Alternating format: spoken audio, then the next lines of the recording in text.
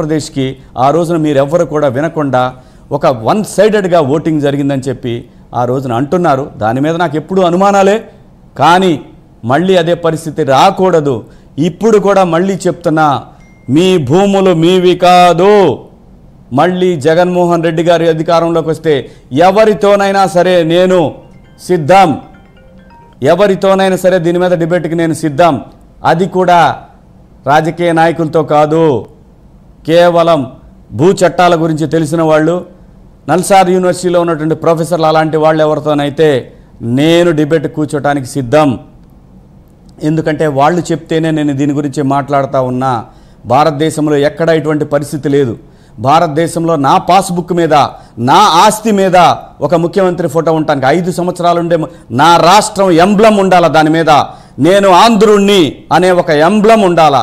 ఆ ఎంబ్లం మాత్రమే నా హక్కుని అది గ్యారంటీగా నిలబడుతుంది. కానీ ఇది ముఖ్యమంత్రి ఆస్తి కాదు.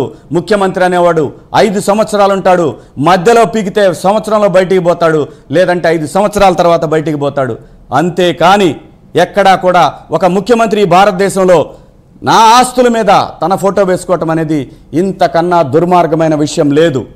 అంటే ఈరోజు చేసినటువంటి ఆ సర్వేల్లో రాళ్లు పాతి ఆంధ్రప్రదేశ్ ప్రభుత్వానికి ఇన్ని లక్షల ఎకరాలుంది, ఈ లక్షల ఎకరాల మీద నాకు అప్పివ్వండి, నేను దాంట్లో 80% నేను మింగి 20% మామూలుగా అందరికీ కూడా అలాగా ఇసిరేస్తాను ఇంగిలి మెతుకులనే పద్ధతిలో అతను ఒకవేళ తను ఊహించుకున్నటువంటి ఒక ఆర్టిఫిషియల్ ప్రపంచంలో నేనే మళ్ళీ గెలుస్తాను, నాకు ఈ ఆస్తులన్నీ కావాలనే పద్ధతిలో తను ఈ చట్టాన్ని తీసుకొచ్చాడు.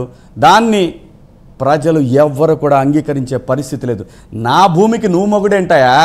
నా భూమికి, నా తాత ముత్తాతలు ఇచ్చిన ఆస్తికి, నా పొలానికి, నేను కష్టపడి సంపాదించుకున్న నా పొలానికి నీ హక్కేంటి?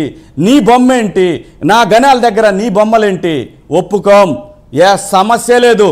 ఎట్టి పరిస్థితుల్లో కూడా రైతులు